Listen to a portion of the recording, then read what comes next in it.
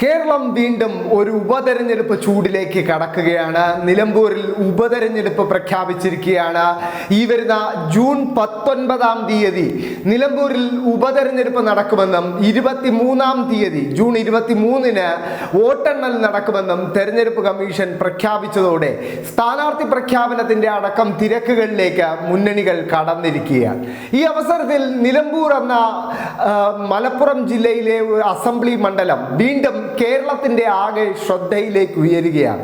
Nilambur MLA ആയിരുന്ന ഇടതുമുന്നണിയുടെ സഹയാത്രികനായിരുന്ന PV Anwar ഇടതുമുന്നണിക്കെതിരെയും CPM-നെതിരെയും മുഖ്യമന്ത്രിക്കെതിരെയും ഗുരുതരമായ ആരോപണങ്ങൾ ഉന്നയിച്ച് മുന്നണി വിട്ട് പുറത്തു പോവുകയും MLA സ്ഥാനം രാജിവെക്കുകയും ചെയ്തതിന്റെ പശ്ചാത്തലത്തിലാണ് ഉപതെരഞ്ഞെടുപ്പിന് കളമൊരുങ്ങുന്നത്. ഉപതെരഞ്ഞെടുപ്പിൽ PV അൻവറിന്റെ പിന്തുണ UDF-നാണെന്ന് വളരെ നേരത്തെ തന്നെ PV അൻവർ പ്രഖ്യാപിച്ചിരുന്നു.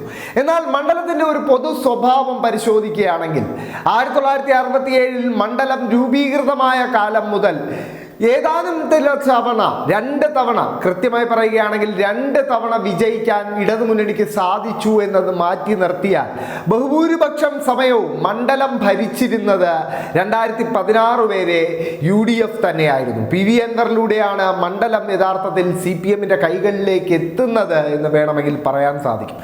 1967 CPM-ന്റെ രക്തസാക്ഷിയായ MLA കുഞ്ഞാലി വിജയിച്ച മണ്ഡലം കൂടിയാണ് നിലമ്പൂർ.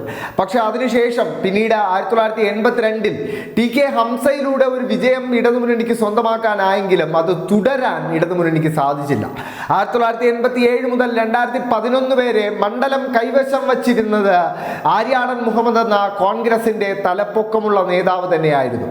2016 ആര്യാടൻ മുഹമ്മദിന് പകരം ആര്യാടൻ ഷൗക്കത്ത് എന്ന അദ്ദേഹത്തിന്റെ മകൻ മത്സരിച്ചുവെങ്കിലും PV അൻവർ എന്ന ഇടതു സ്വതന്ത്രന് മുമ്പിൽ അവരുടെ കാലിടർന്നതാണ് നമ്മൾ എല്ലാവരും കണ്ടത്. തുടർന്ന് PV അൻവർ തുടർച്ചയായ 2 തവണ ഈ മണ്ഡലത്തെ പ്രദാനം ചെയ്യുകയുണ്ടായി.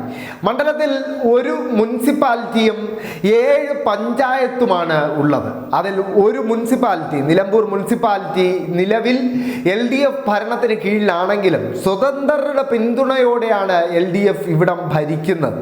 അതോടൊപ്പം പോത്തുകാൽ എന്നൊരു ഗ്രാമപഞ്ചായത്തിലെ LDF ഭരണം മാറ്റി നിർത്തിയാൽ അവിടെയും സ്വതന്ത്രരുടെ പിന്തുണയോടെയാണ് ഭരണം നടക്കുന്നത്.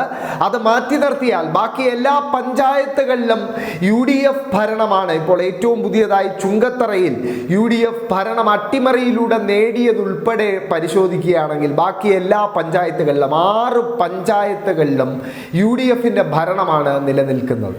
അതിൽ എടുത്തു പറയേണ്ടത് വഴിക്കടവ് പഞ്ചായത്തിന്റെ കാര്യമാണ്. വഴിക്കടവ് പഞ്ചായത്തിലെ സീറ്റ് നില കഴിഞ്ഞ തദ്ദേശ തെരഞ്ഞെടുപ്പിന്റെ അടിസ്ഥാനത്തിൽ UDF 8 സീറ്റുകളിലാണ് വിജയിച്ചിരിക്കുന്നത്. LDF 5 സീറ്റുകളിലും സ്വതന്ത്രർ 2 സീറ്റുകളിലും വിജയിച്ചിരിക്കുന്നു.